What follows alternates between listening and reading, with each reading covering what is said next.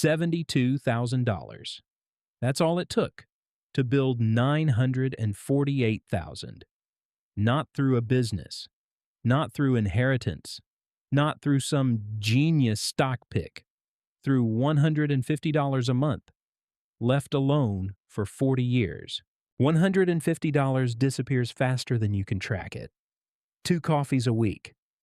A subscription you forgot existed.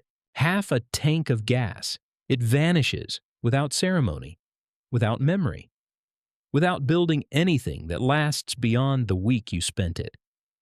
But you have this amount right now. Not in some theoretical future when everything aligns. Not after the raise or the windfall. Right now. You're 25.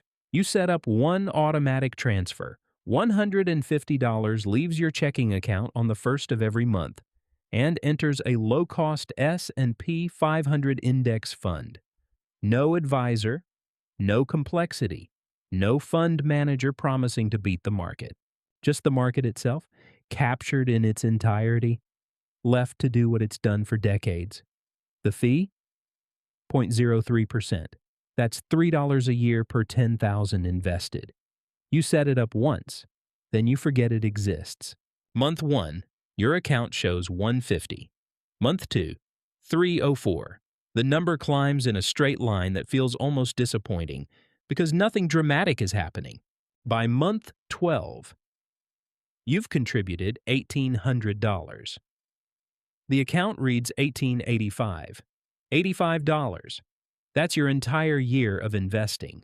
$85 wouldn't cover a decent pair of shoes. But here's what happened beneath that number. You built a habit that most people your age don't have. You proved to yourself that $150 isn't load-bearing in your monthly budget. The things you thought you needed it for either didn't materialize, or you found the money elsewhere. You tested the assumption that you couldn't afford to invest. And the assumption failed. 12 consecutive times. 5 years pass. You're 30 now. You've contributed $9,000 total. The account reads $11,600. You're up $2,600 beyond your contributions. And the gap is widening. The returns are starting to layer on top of previous returns. The shares you bought in year 1 have been growing for 5 years. The shares from year 2, 4 years. Each month's contribution enters a system that's already in motion during these 5 years. The market dropped twice. Not catastrophically, but enough to turn your account red for weeks at a time. You watched $800 disappear in a single month.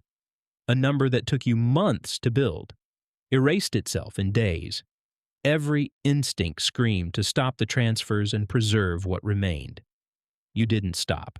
And those months when everything felt wrong became the months that mattered most.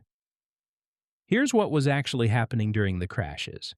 When prices fell, your $150 purchased more shares than it did the month before. When prices recovered, those extra shares you bought during the panic grew alongside everything else. This is dollar cost averaging in practice, and it only works if you don't stop. Most people stop. They see red. They feel fear, and they preserve what's left. They miss the recovery entirely because they're sitting in cash, waiting for certainty that never arrives. You didn't wait. You stayed automated. 10 years in, you're 35. Total contributions, $18,000. Account balance, $30,700. The gap is $12,700 now. In the past year alone, your portfolio generated roughly $3,000 without a single additional action from you. That's 20 months of contributions, appearing from nowhere, created entirely by time and compounding, working on shares you bought years ago and forgot about.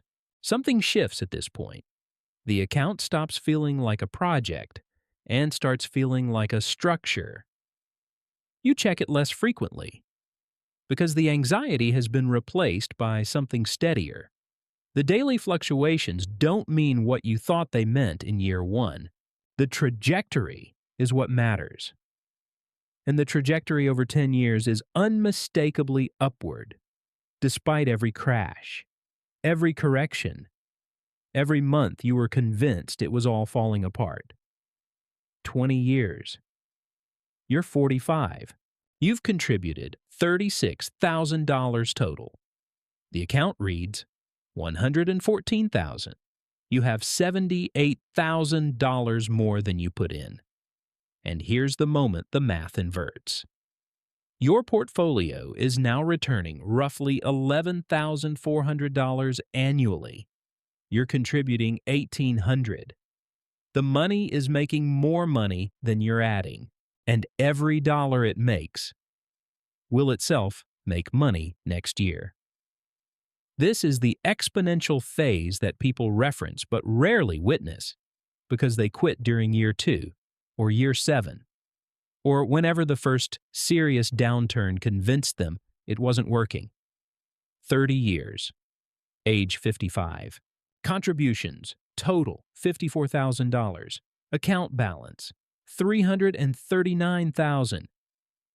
Let that sink in.